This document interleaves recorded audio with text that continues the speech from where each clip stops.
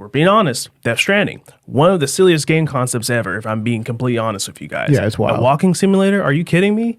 However, at the same time, it is one of the most in-depth walking games, period. Like, just the sheer amount of like geometry and other mechanics they put into designing this game is so cool. Like, the fact that you have to constantly balance your weight and shift it around as you're going up certain terrain, the fact that each and every bump, if you're traveling on like a road vehicle, so to speak, it causes the vehicle to shift and turn in a certain way. Like there's so much thought and like, forethought put There's into a lot of intentionality. a lot of intention. There's a lot of intention versus just like, oh, I guess we could do this. I mean, and don't get me wrong, that probably would be quote unquote easier on the gamers or quote unquote maybe potentially more fun. But at the same time, I do have to applaud him for at least pushing the envelope because it really pushes people to think about, oh, how much can we incorporate into a game and how much should we incorporate? Right. Because when you do that, then you can finally begin to fully understand and begin to calibrate from there on out. Because in my opinion, I talked about Red Dead before and I ragged on them for the whole collecting of the pelts thing, right? Yeah. Now we know collecting pelts probably should be sped up after the first few times, or at least give an option to where it's like, hey, do you want to collect your pelts faster? Oh, or even this, if you want to be goofy about it, put it as a skill tree option. There you go. That's hilarious. I just want to take like 30 seconds to just congratulate Kojima for like pushing the technology that was available to him. I was just listening to some like history of how he developed some of the MGS games, and the reason why some of them were never completed the way he wanted it to is because he was limited by the tech of the time. He wasn't just working within the sandbox. He went so far as, I believe 4 had to come out on, or maybe it was 2 or 4, had to come out on 2 different discs because he maxed out a disc. Yeah. And that's incredible because I'm like, whoa.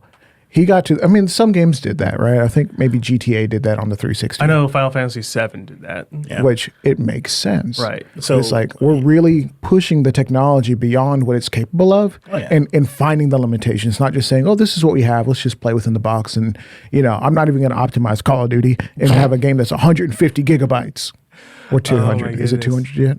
No. Well, okay, if you have Warzone installed, yes, it's 200 plus. Stupid. 250 gigs. Yeah, because for me, what makes sense, if we're talking about like massive games, say for instance, I know like Black Myth Wukong is like 130 or something gigs. Like it's pretty massive. Yeah, no, it's massive. It's big. And I think largely it's because of all the high resolution textures that they incorporate into that game.